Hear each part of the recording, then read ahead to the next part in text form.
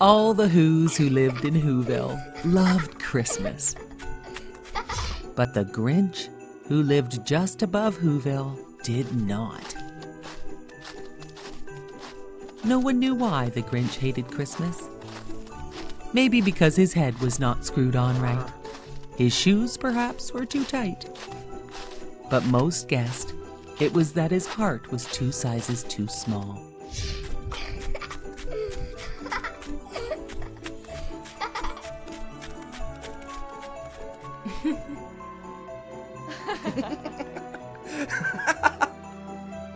Every Christmas Eve, he stood staring down from his cave, hating the Whos so busy below. Planning their Christmas day coming just tomorrow. I must find a way to stop Christmas from coming, the Grinch growled. He knew if he did not stop Christmas from coming, the children would make so much noise with all their new Christmas toys. And then all the Whos would sit down to their Christmas feast. And after their feast, they did something the Grinch liked the least of all. All the Whos in Whoville would stand close together, with all the Christmas bells ringing. They would stand hand in hand and they would all start singing. I must stop Christmas from coming. He then got an idea. He made a Santa Claus hat and coat and dressed up just like Saint Nick. He took his dog Max and tied a big horn on his head to make him look like a reindeer. He tied Max to an old sled and loaded some sacks, and they traveled down the mountain towards the town of Whoville.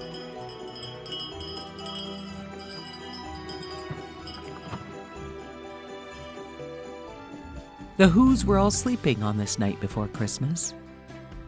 But as they lay asleep, the Grinch slithered down chimneys and he took all the stockings and all the presents. He then went to the fridge to take all the Who's feast. He took the Who pudding and even the roast beast. He took all the extras and even their last can of Who hash. He then took all the stuff and threw it up the chimney with glee. And then he even stuffed up the tree. He then heard a small sound and turned to see little Cindy Lou who was not more than 2. She asked the Grinch, Santa Claus, why are you taking our Christmas tree? The Grinch thought up a lie and told Cindy Lou a light was broken and he was taking the tree to his workshop. Then he would return the tree all fixed up. Cindy Lou smiled and went back to bed. He then stuffed the tree up. He even took a crumb so there was nothing even for a mouse. He did the same thing to every Who house and then packed up his sled. He raced to the top of Mount Crumpet where he would dump all the Who's Christmas goodies.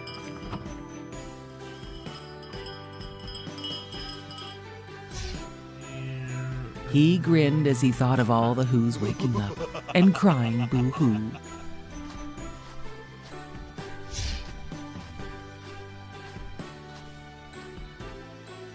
The Grinch put his hand to his ear to listen to the Who's boo-hooing. What he did hear was quite a surprise.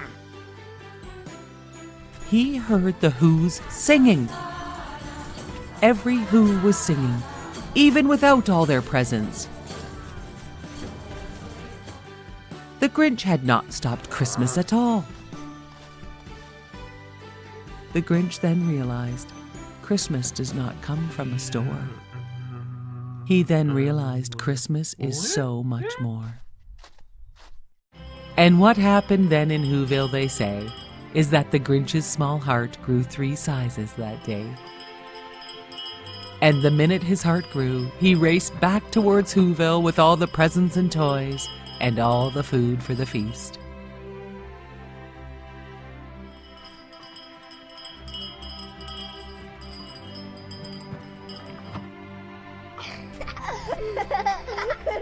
The Whos of Whoville greeted him with open arms and invited the Grinch to their Christmas feast.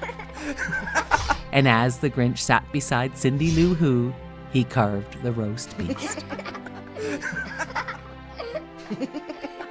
The end.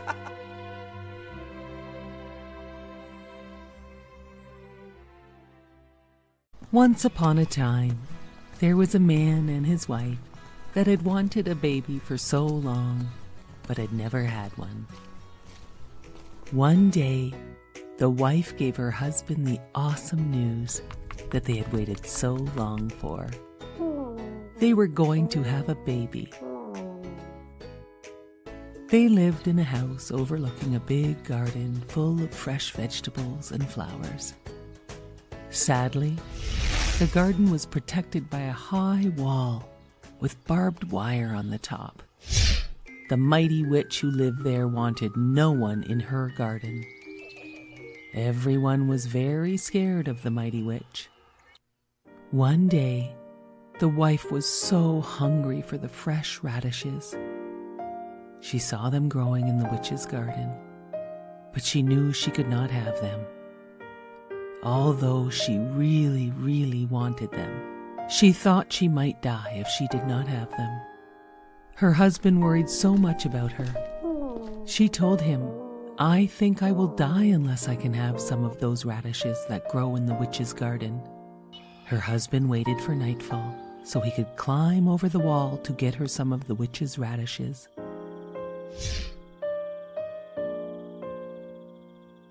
He got her some and climbed back over. She made a big radish salad, and it made her feel so much better. But she knew she wanted more radishes.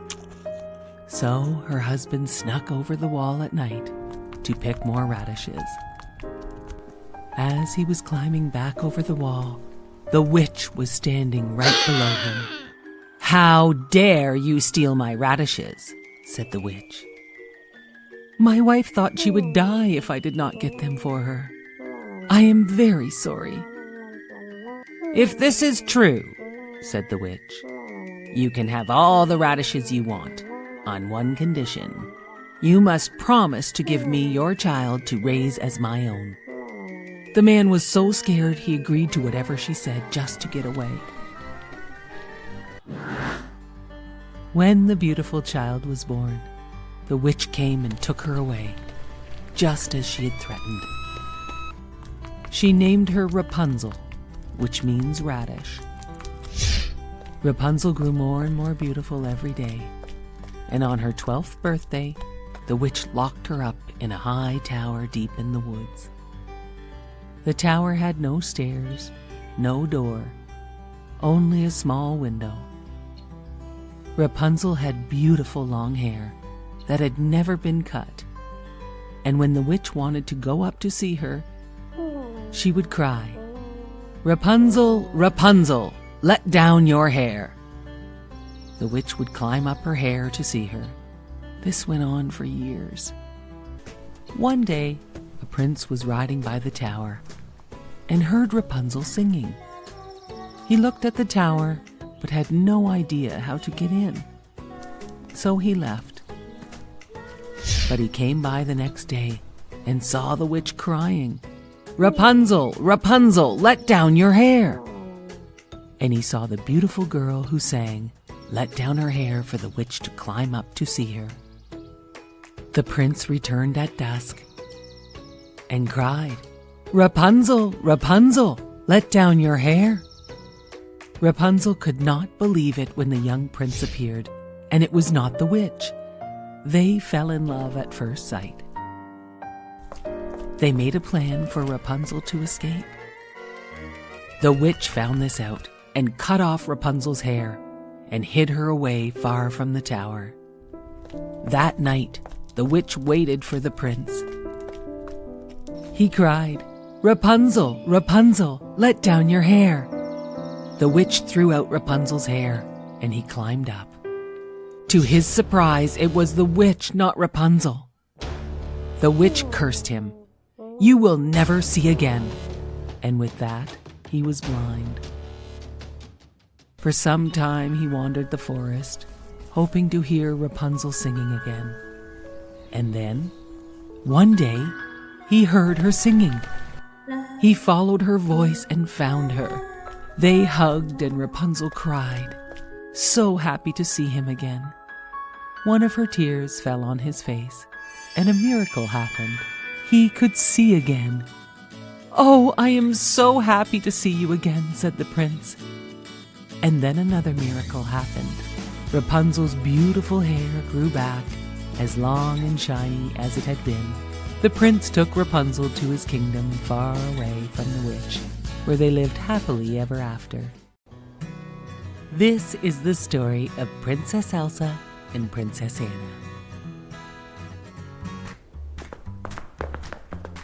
When they were little girls, they were best friends. Princess Anna was one of the only people in the world that knew Princess Elsa's secret. Elsa had the special power to make snow and ice. One night, Elsa used her secret power and filled the grand ballroom with snow so the sisters could play.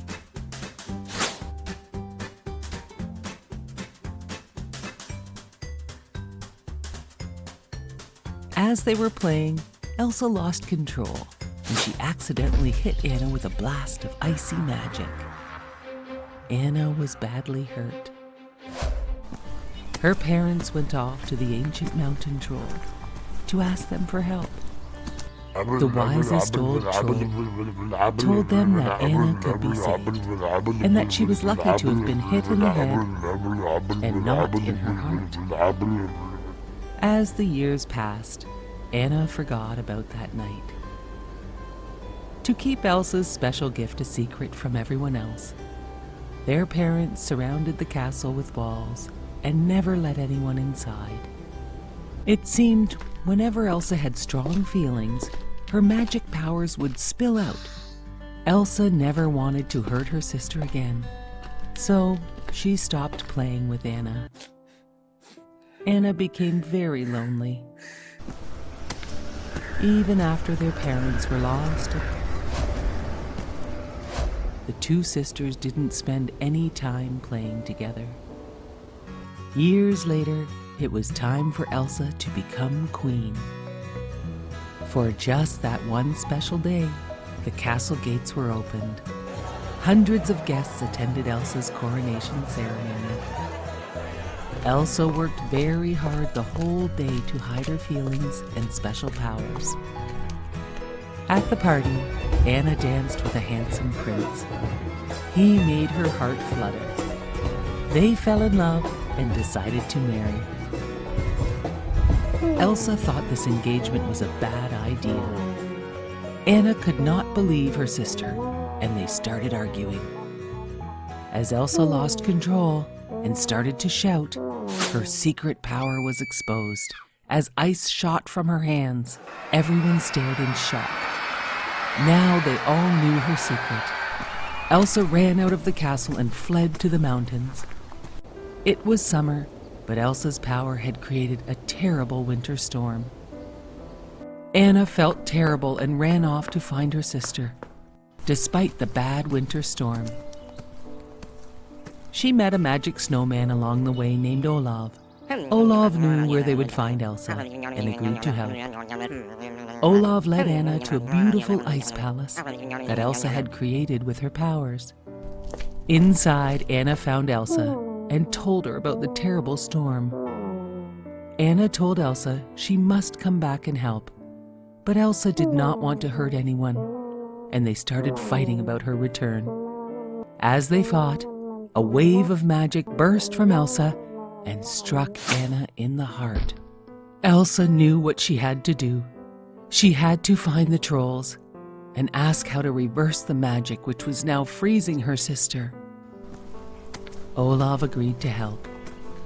Elsa and Olaf found the ancient mountain troll, and he said, "Only an act of true love can thaw Anna's frozen heart."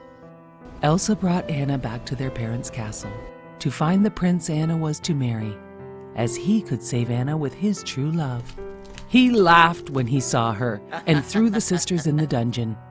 "I only pretended to love her to get the castle and kingdom," said the prince.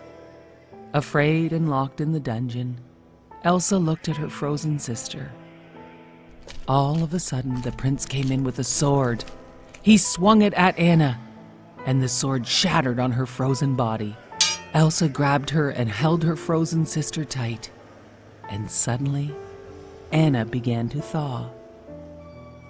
As Olaf watched them, he remembered the wise old troll and what he said.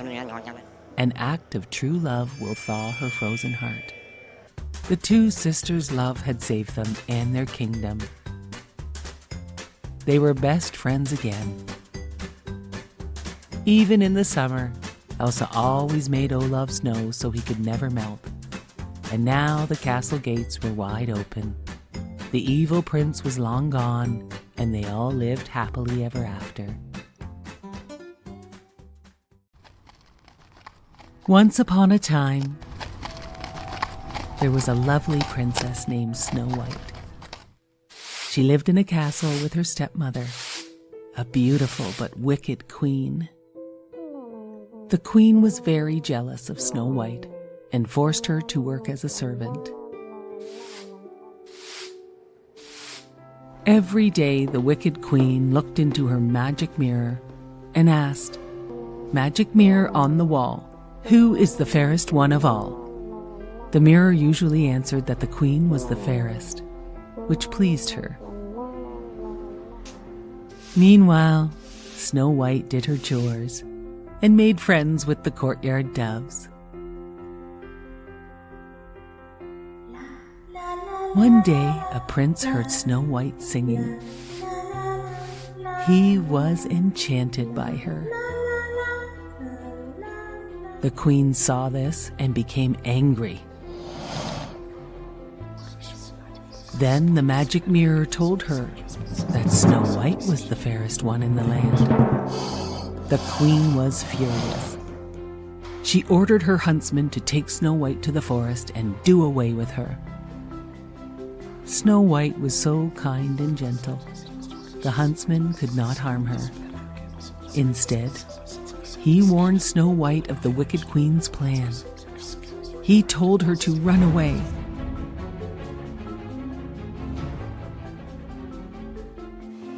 Snow White ran deep into the dark forest, alone and scared. She fell down and began to cry. The woodland animals heard her and came out to comfort her.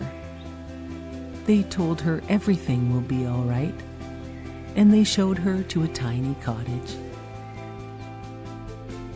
There were 7 beds in the cottage, with 7 names on them: Doc, Happy, Sneezy, Dopey, Grumpy, Bashful, and Sleepy.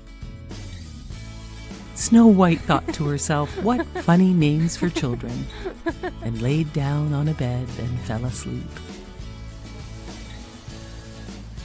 In the meantime, 7 dwarves were on their way home from a long day at work. When they got home to their cottage, they found Snow White asleep in one of their beds. "Why, it's a girl!" they all said. Snow White woke up and said, "How do you do?" She told them her story of the wicked queen. The dwarf said she could stay with them.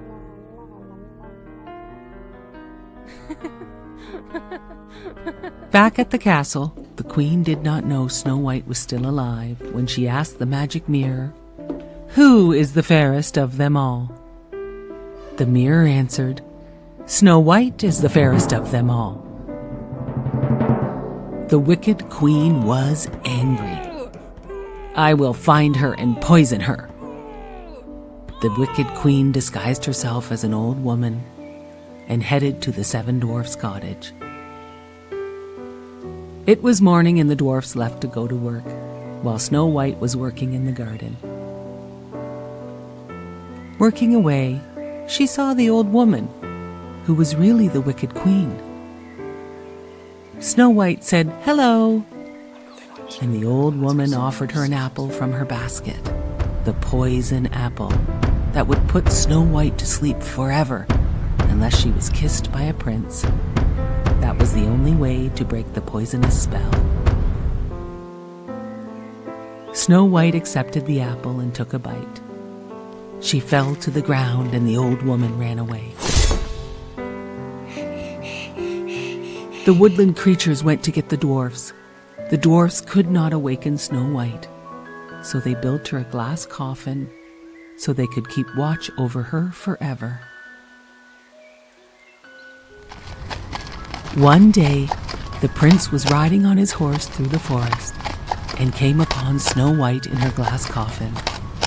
It was her who he saw singing at the Wicked Queen's castle. He knelt down and kissed Snow White. She awoke, and the spell was broken. The dwarfs were so happy. Snow White was awake. Snow White thanked the dwarfs for all their help and said they would be best friends forever. The prince asked Snow White to come and live in his castle. Snow White rode off with her prince, and they lived happily ever after. One day, the infant son of research scientists who were working in the jungle wandered off when they were not looking. The small baby boy was found by Bagheera, the very nice Black Panther. Bagheera thought the baby would be safer with the wolves and their baby cubs. Bagheera left the baby for the mother wolf to find.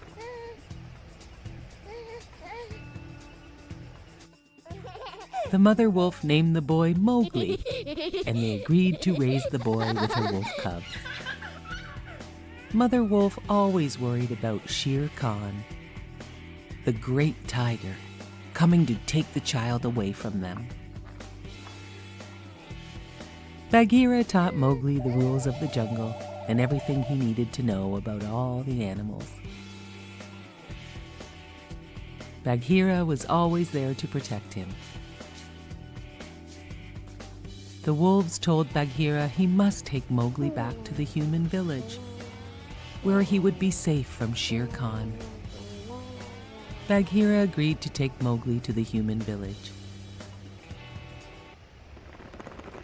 But when he tried, Mowgli got very upset and said he wanted to stay in the jungle with all his animal friends. Mowgli ran off deep into the jungle, where he met a nice new jungle bear friend named Baloo. Baloo and Mowgli played and had a great time. They met some monkeys and their king, who wanted to know how to make fire. Bagheera caught up with Baloo and Mowgli and said they had to get Mowgli to the village. But Mowgli ran away again. He wanted to stay in the jungle. Bagheera and Baloo searched for Mowgli. But the fierce tiger Shere Khan had found Mowgli first. Mowgli, who had grown up around animals his whole life, was not the least bit afraid of Shere Khan, the great tiger. This made Shere Khan very angry.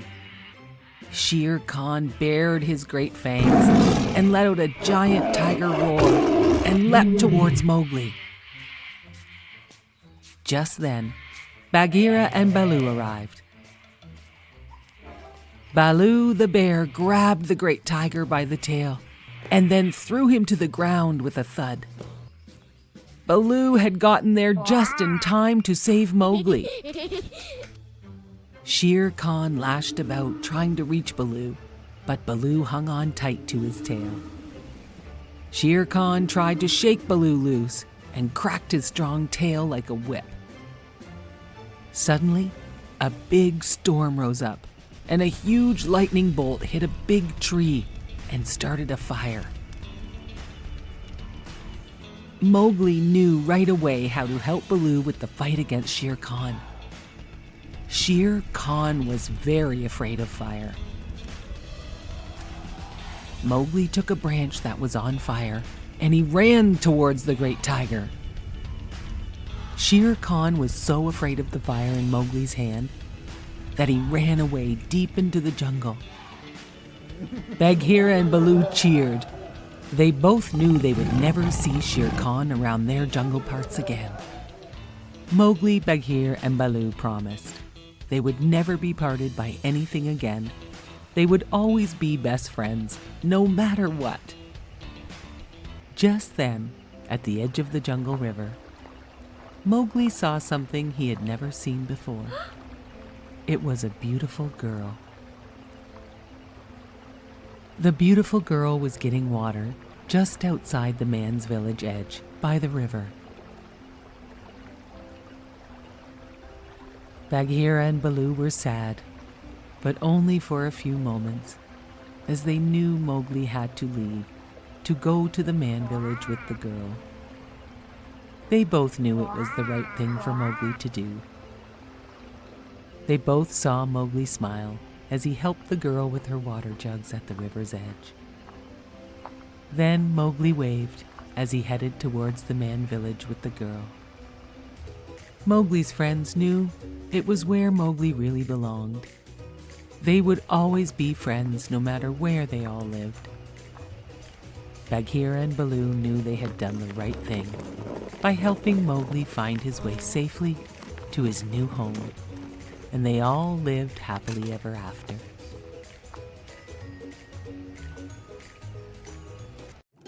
Once upon a time, a lovely mermaid named Ariel rescued a drowning prince from a shipwreck.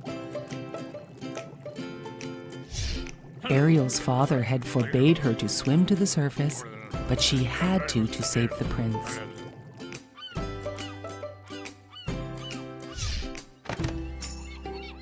Ariel wanted to be part of the human world so badly.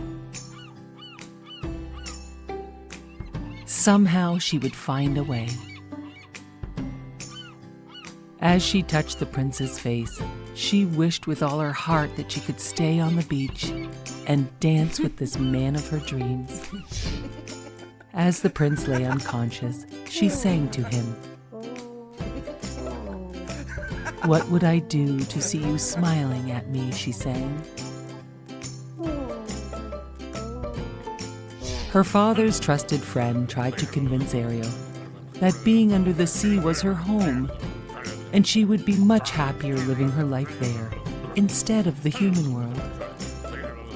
The Sea King had asked his friend to keep an eye on his daughter.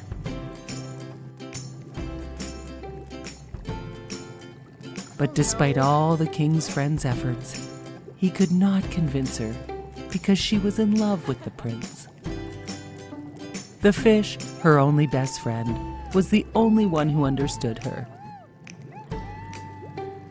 Her fish friend surprised Ariel with a statue of the prince that had sunk with the shipwreck.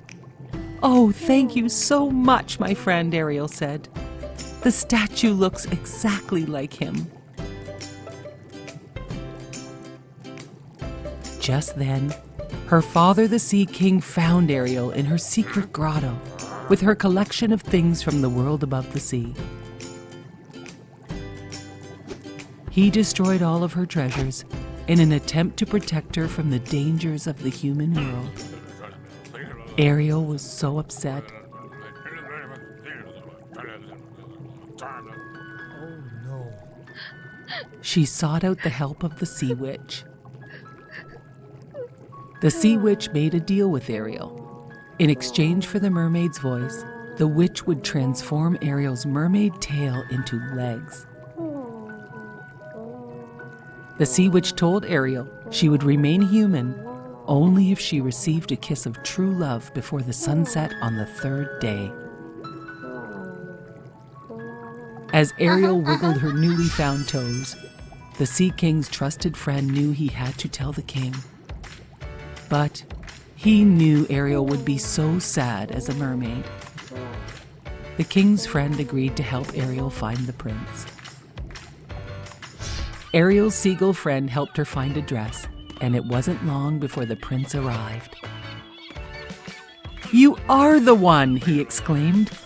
"The one I have been searching for."